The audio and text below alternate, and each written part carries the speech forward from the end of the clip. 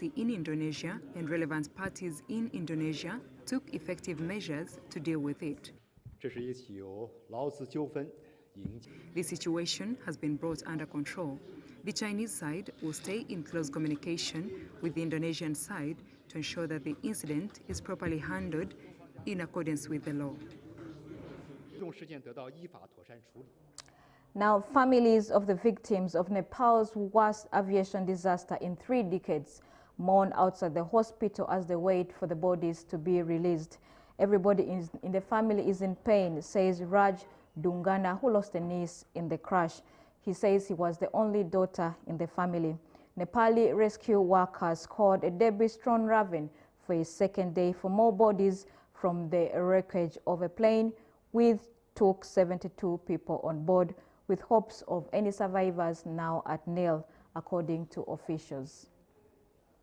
Nepali rescue workers scored a debris-strewn ravine Monday for 4 missing bodies from the mangled wreckage of a plane that crashed with 72 people on board, with hopes of any survivors now nil, according to authorities. The Yeti Airlines ATR-72 plummeted into the steep gorge, smashed into pieces and burst into flames as it approached the central city of Pokhara on Sunday morning in Nepal's worst aviation disaster since 1992.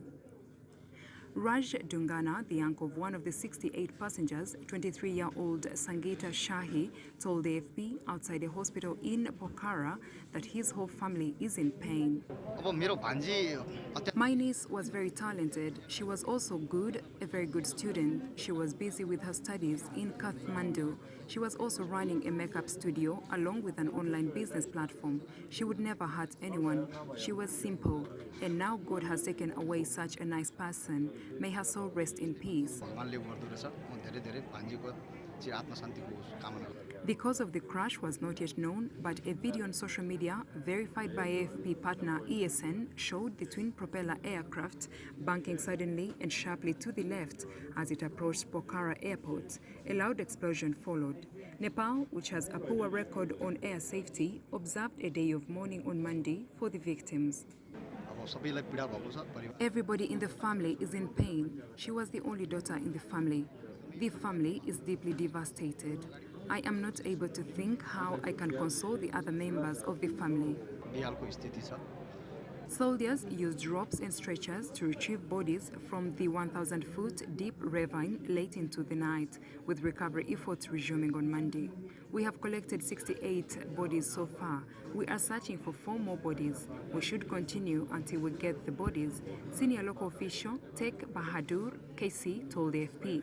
The passenger manifest included 5 Indians, 4 Russians, 2 South Koreans, and 1 person each from Argentina, Australia, France, and Ireland. The rest were Nepalese. Nepal also has some of the world's most remote and trickiest runways, flanked by snow-capped peaks with difficult approaches and capricious weather. The country's deadliest aviation accident took place in 1992 when all 167 people on a Pakistan International Airlines jet died when it crashed on approach to Kathmandu.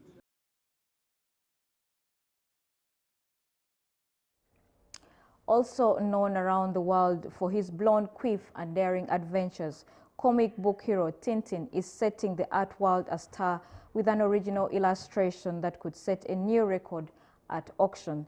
The 1942 black and white ink drawing by Belgian creator Haj for the cover of the 3rd volume in the series Tintin in America and set to go on sale in Paris next month is currently on show in Brussels. This is the original drawing that still adorns the Tintin album today, 80 years later, which has obviously made generations of readers dream, says auction house director Vision Detrox. The illustration has been given an estimate of between 2.2 and 3.2 million euros by auction firm Akwero. Known around the world for his blonde quiff and daring adventures, Belgian comic book hero Tintin is setting the art world astar with an original illustration that could set a new record at auction.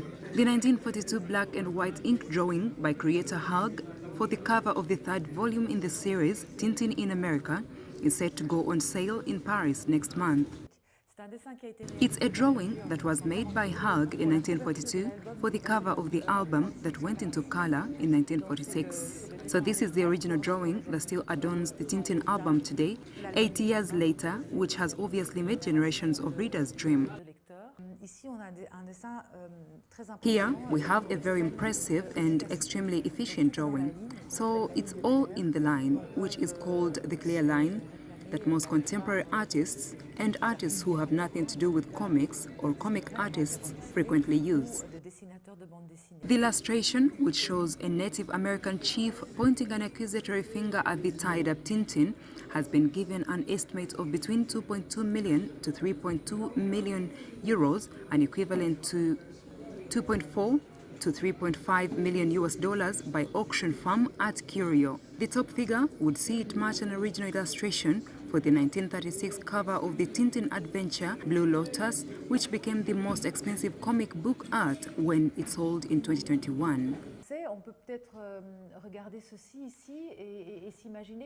One can look at this here and imagine that the Indians were probably originally drawn larger only to be erased and replaced by teepees and then placed in the foreground, or perhaps it was a test on the perspectives and sizes of different people and different objects in the composition. However, there are hopes that the upcoming sale for the cover of one of the most popular Tintin books could go higher and beat that record. The question is, whoever buys it, what will they do with it? If it's to put it in a deposit box at the bank, then no, that disappoints me. If it's a real amateur who's going to put it in his home or lend it to a museum, then that doesn't bother me. I can't afford it. In my wildest dreams, maybe. But in reality, I never spend more than 1,000 euros. That's really a maximum as far as I am concerned. So 2 million or 3 million euros, that's not for me, unfortunately. The illustration put up for sale by an unidentified Belgian collector is the centerpiece of the February 10th auction in Paris. Vincien de Trousse said it was a larger, more impressive composition than the record-breaking Blue Lotus work and was a perfect example of the style used by Hague, whose real name was Georges Remy. And that's all we had for you for the News International edition. Stay tuned again tomorrow at 4 p.m. Thank you for watching. I'm Emma Akwero.